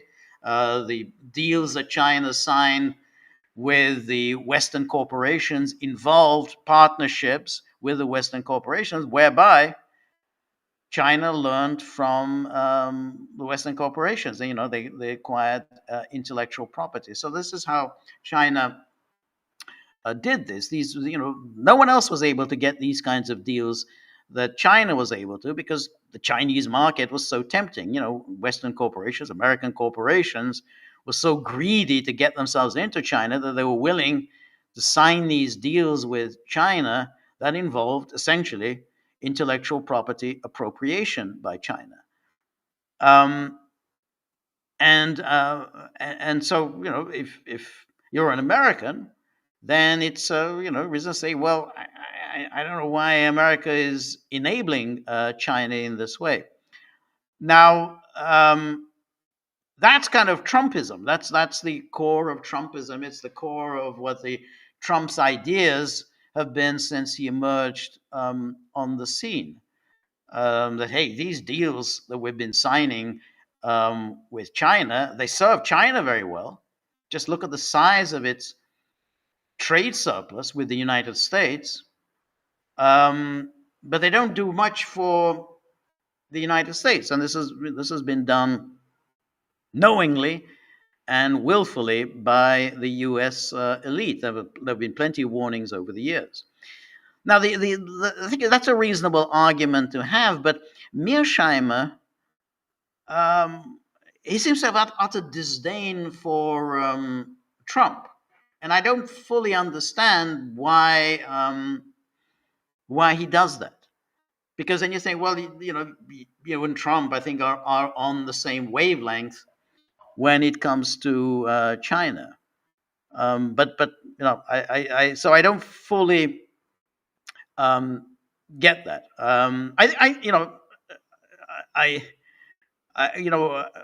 as I said about Mearsheimer on Russia, I don't think what he's saying there. Although I generally agree with his sentiments about the war, the way the war is going. I mean, I just think that just proclaiming that, well, Russia's already won and NATO's been humiliated, all that, I think all that is just wrong-headed. But the but in terms of China, I think Mearsheimer is being rather reasonable. I think that if that and much more reasonable than other people in the kind of alt media world, who are always proclaiming that, yeah, China is, the number one power in the world. United States cannot, withstand, China's inexorable rise. China, is now, much stronger than the United States. China decides to engage in a trade war with the Americans, China will win. All this nonsense. And it's just, and there's a lot of people in the alt media world who peddle this. Mearsheimer is not one of them, I think, and so so I think that's my view of as to what his what his beef is. So I think on China, I think Mearsheimer is I think is more reasonable, but I think that it's an interesting thesis, because again with the alt media, so who they take the view that in the confrontation between America and China, well, of course China is in the right and America is in the wrong. I mean, that's a given, within the alt media. Oh yeah, well, of course China is just minding its own business, nothing, wonderful place, and of course America is being terrible, horrible, bullying and whatnot. Because they don't really explain, well, if America's been so horrible, terrible, bullying and so on, how was China able to rise so quickly from being this poverty-ridden backwater that it was in 1972 when Nixon made his visit, to where it is today? Like, it can't be just because, oh, well, they're just so entrepreneurial. No, because America helped. America went out of its way to help China's rise massively. That's why China did it.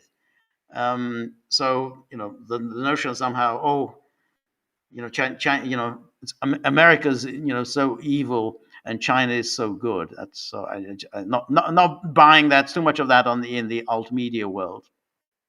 Anyway, thank you, Robert. And Cynthia, always very good to see. Yeah, Robert said, yeah, just before Cynthia said, misunderestimate. I think that's the word. Yeah, misunderestimate. Yeah, I think that was it. Misunderestimate.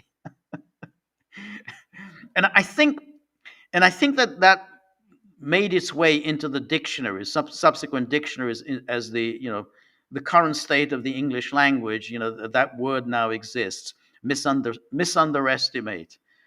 Uh, anyway, Cynthia, a resident, a film expert, film scholar, film critic, who's always provides us with really fascinating and really insightful commentary on the films that we screen here, because she's so knowledgeable about cinema, and she knows so much about the production of films, all the personalities in film. So again, we're very fortunate here at the Gaggle. It's a unique community that we have people like Anne Marie with a musical knowledge, and then we have Cynthia with a cinematic knowledge. It's one of the reasons why everyone has to join the Gaggle. And so, we're very fortunate that we get the benefits of Cynthia's encyclopedic knowledge of cinema. So every Monday we have the Gaggle film screening, so always something very good, and so you can watch that. It's on the locals board, and while you're watching, read Cynthia's really lengthy, interesting, numerous comments, observations, reflections, and it's such a wonderful experience. So make the most of it here at the Gaggle. I mean, it's a unique experience. So thank you so much, Cynthia, for that. Thank you for your generosity. And so Cynthia says, instead of drill, baby, drill, Trump's new slogan is steal, baby, steal. It certainly looks like Trump is learning from his puppet masters in Tel Aviv. And I guess this also means that the stars and stripes on the American flag will have to be changed to a skull and crossbones. So obviously, Cynthia is referring to the seizure of the oil tanker in international waters, and certainly not in American waters. So even if they were in international waters or in Venezuelan waters, it would be outright theft, outright piracy, as Cynthia points out. It's an extraordinary action. I mean, there's now the administration is invoking some kind of there's a court order. This tanker has been sanctioned and so on. It doesn't matter. It doesn't matter what a U.S. judge said. It doesn't matter whether the U.S. Treasury has sanctioned this vessel. The sanctions that the United States has imposed on Venezuela, the sanctions it's imposed on Iran, are illegal. They're illegal under international law. They are unilateral sanctions. So to seize a tanker because we have these sanctions, that they've been imposed by Washington, so we can go around grabbing ships in the high seas. It's totally, utterly illegal. I mean, the only sanctions that could be deemed legal, of course, if it's adopted by the UN Security Council. I'm not a defender of sanctions adopted by the UN Security Council, because they can be cruel and mindless and horrific in their consequences. So to say that if it's a UN sanction, then that's fine, because the UN sanctioned sanctions on Iraq during the 1990s were devastating in their consequences for Iraq. I mean, it's just because under those sanctions, pretty much everything was prohibited. Iraq could not import anything, so Iraqis certainly didn't have potable water. They didn't have proper medical facilities. And those were legal sanctions on the UN Security Council. Same with the hardships imposed on Iran in the past, before the JCPOA, and of course the hardships that were imposed on North Korea. So they were all legal because they were the UN Security Council. So there's nothing magical about UN Security Council sanctions. So they're bad enough. I think sanctions are a terrible idea. Um, but this is just a joke, because this is completely unilateral, have no basis whatsoever in international law, and they're driven by what? Driven by the administration policy of trying to get Maduro out. But that in itself is an illegal objective. It's not up to the United States or anybody else to decide who should lead Caracas. So even if you say, "Oh well, Maduro stole the election," well, I don't know that he did, but let's say he did. It still has nothing to do with the United States. It still there's nothing in the U.S. Constitution, nothing in the UN Security Council, no UN Security Council resolution that declares that Maduro is an illegitimate or illegal head of state of Venezuela, and that it is an obligation on the part of the international community to remove Maduro. None of that. It doesn't say any of that. So there's nothing in the nothing. It's not part of the president's Article 2 powers to decide who is to rule in Caracas. And it's not authorized by the UN Security Council. So it's entirely a unilateral move on the part of the administration. Well, we get to decide who runs Venezuela. I don't think this is going to work, to be honest. I don't. I mean, they can apply pressure all the time, and I think that's what clearly they think. Well, we're going to apply pressure, and then Maduro is going to get he'll suddenly feel the squeeze, and he's going to say, "Oh no, I can't take this. I'll quit." I don't think that's going to happen, and I don't think Trump is foolish enough to embark on any serious military campaign against Venezuela. The risks are too great. He can't afford to start losing American lives on something that I think is just unlikely to succeed. And that's pretty much the case with previous attempts by the Americans to remove political leaders that they didn't like in Latin America. I mean, sometimes they worked. I mean, in Chile, it worked against Allende. The military there was thoroughly infiltrated by the United States, so they could get rid of Allende. But it didn't work in Cuba. They tried to get rid of Castro. That didn't work. It didn't work in Nicaragua, little Nicaragua. I mean, Ortega is still there. I mean, he came to power in 1979.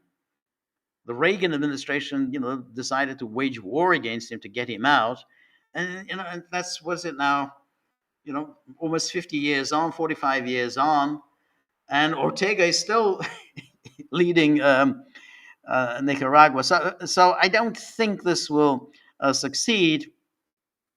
But these kinds of actions, are illegal and quite shocking in their flagrant illegality and piracy. You're absolutely right, Cynthia. It's just a piracy. I mean, there's no justification whatsoever on it. I mean, just, you grab it. You can't even talk about drugs. You talk about, well, what's the? I thought the issue was drugs. So wasn't it? You brought up this cockamamie story about the cocaine. That didn't fly. Fentanyl, well, that didn't fly. Oh, now you're getting your hands on Venezuela's oil. Now, when you do something like that, you're again inflicting hardships on the innocent. I mean, obviously, inflicting hardships on Venezuela. Venezuela can't make any money on selling its oil. And then, of course, you were inflicting hardships on the destination of that oil. I mean, the media suggests that the tanker was heading towards Cuba, so the Cubans are going to be denied their oil. So that's the innocents in Cuba are going to be suffering because they don't have oil. So you're hitting the innocents. You're not hitting Maduro. So that's always the case with sanctions. You're always hitting the innocent. I mean, however much they try to justify it, we're going after the leaders. You're never going after the leaders. You're always hurting the innocent.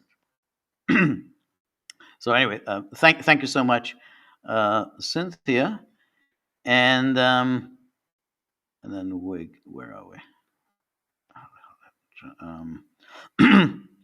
And then Anne Marie says, yeah, sorry, yeah, okay. So where are we? Yeah. Yeah, Anne Marie says, as I totally agree that the Europeans are terrible warmongers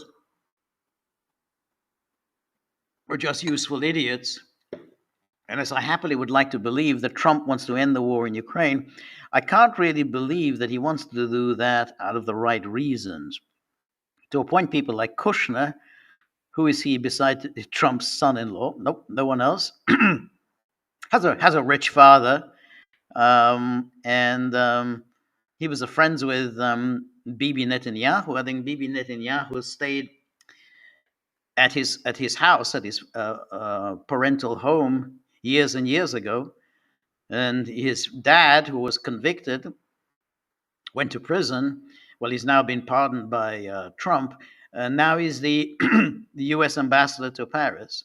Anyway, so he appoint people like Kushner, his son-in-law, and Witkoff, who are horrible on Gaza, to deal with the Russians, and also the fact that Trump is blowing up these boats in the Caribbean makes me deeply distrustful. Well, I agree with that largely, but I do think that on this one issue, Trump, I think, is doing the right thing.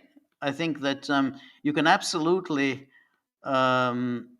say that what he's doing with Venezuela is wholly unjustifiable. I mean, unjustifiable in every way. I mean, and the worst kind of bullying. I mean, this is really, you've already imposed misery on Venezuela through these sanctions that you've imposed. Now you're adding to the misery, putting forward these ridiculous charges about drug trafficking when everybody knows Venezuela is an insignificant player in the world of drug trafficking. Now you're seizing oil, so Venezuela can't earn money on its oil sales. Just as the British seized Venezuela's gold bullion, so that's Venezuela's money that belongs to the Venezuelan people. So the British help themselves to that. So when you talk about that, no question, there's nothing admirable about what Trump is doing. But I think when it comes to Ukraine, I think he is doing the right thing. And I think he does want to bring it to an end. What are his motives? I think he does believe in improving relations with Russia, and I think he does want to, get Russia onto America's side against China. I think he does see China as the coming threat, and if he wants to break up the Russia-China alliance, I don't think that's going to work. But it's understandable if an American president says, well, I'm not sure the Russia-China alliance is that permanent. Yeah, why don't I try to split them? Why don't I do the reverse of what Nixon did when he split the Soviet Union and China? I think I think that's kind of the way an American president should think. As I say, I don't think it's going to work, but that it makes sense for an American president to try it. So I think he does believe that. He sees Ukraine as a bottomless well. I mean, he thinks that there's just, you have to keep pumping money into it. You have to keep pumping arms into it. Yeah, maybe they'll steal this money, this 300 billion euros. Well, how long is that going to last? I mean, it's like always, it's just, well, okay, maybe it'll last for another 3 years. And then what?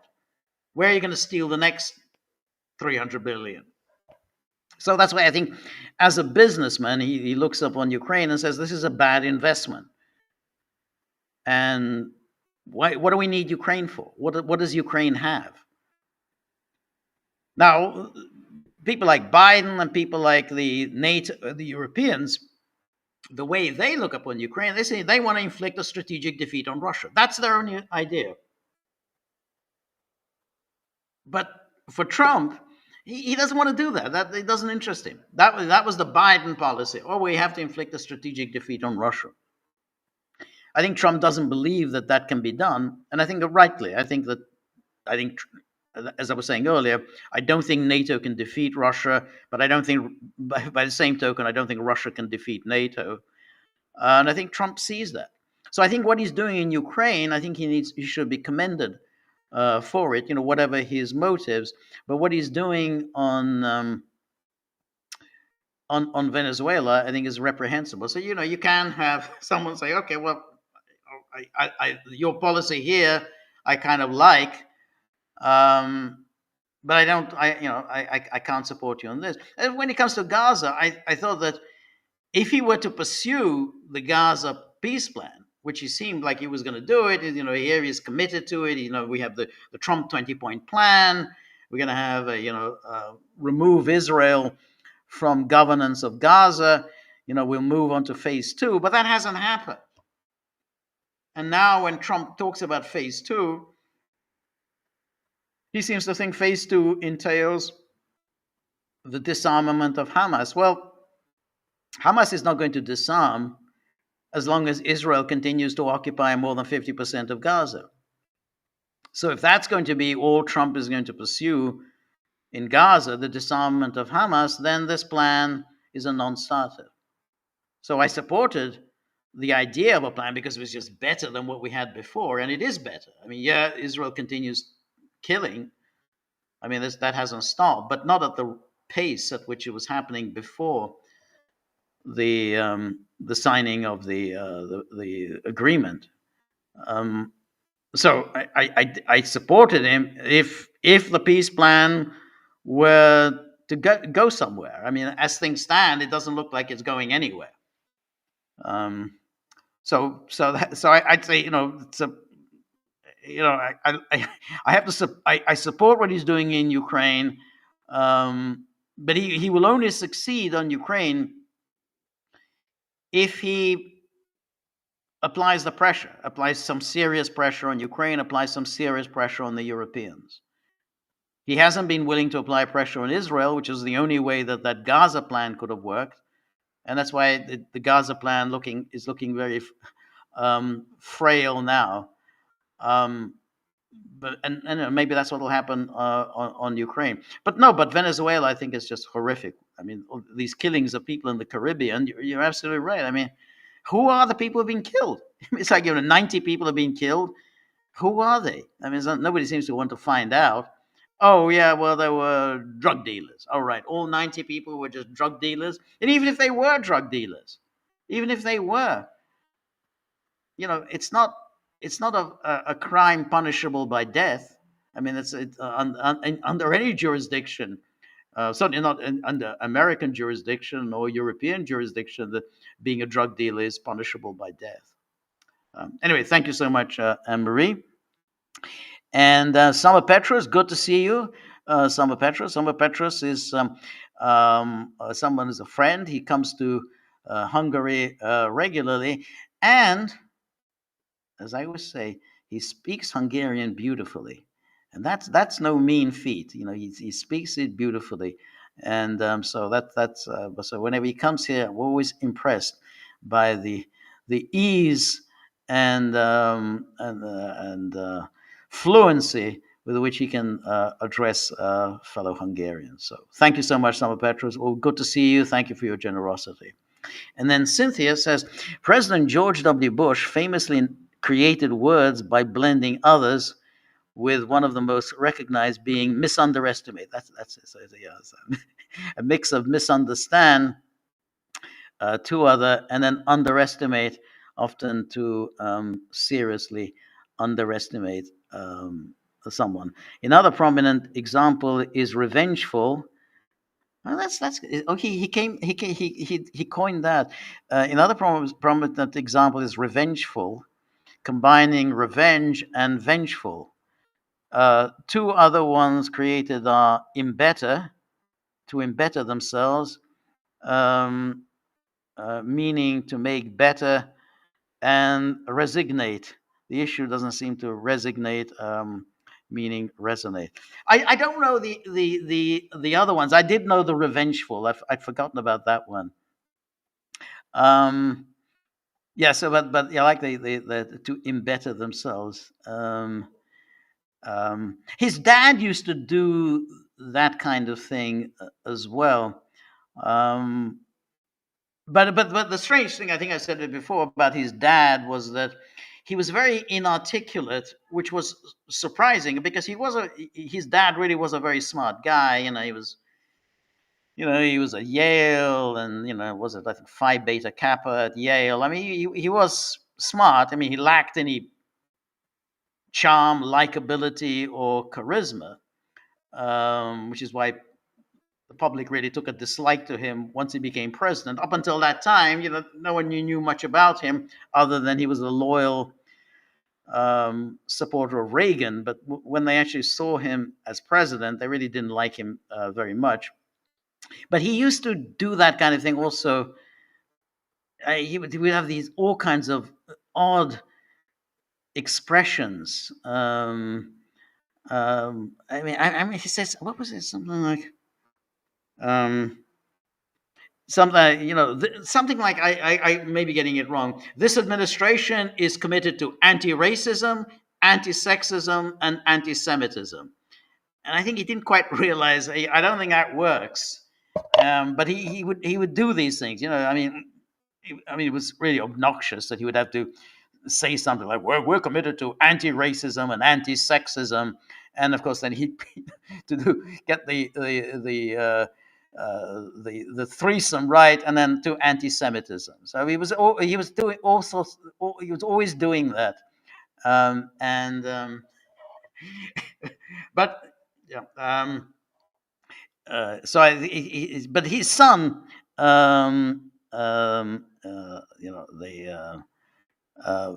but his son really wasn't especially bright, and yeah, so when he said these things, but they're not bad words. Misunderestimate, and revengeful. I think they're pretty good. Um, so, I mean, it's kind of interesting. What do they actually mean? But they're not bad words. So he's added to the English language. Um, so anyway, um, somebody says here, Summer 2361 says, we are the invisible ones. Seems that George prioritizes other platforms. I don't really, but I think if you want to make comments and you want me to address your observations whenever we have these live streams, I mean, there's a limited amount of time we have. I would suggest you join Locals.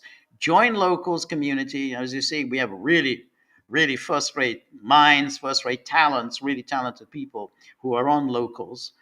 So join Locals community. Thegaggle.locals.com. Please join. It's free. You don't have to pay. I mean, it'd be nice if you do pay, but it is free to join. And then you can chat away with me to your heart's content. You can raise questions with me, and I'll comment. I think it's well worth it. I think there's so much that we provide on the on the locals.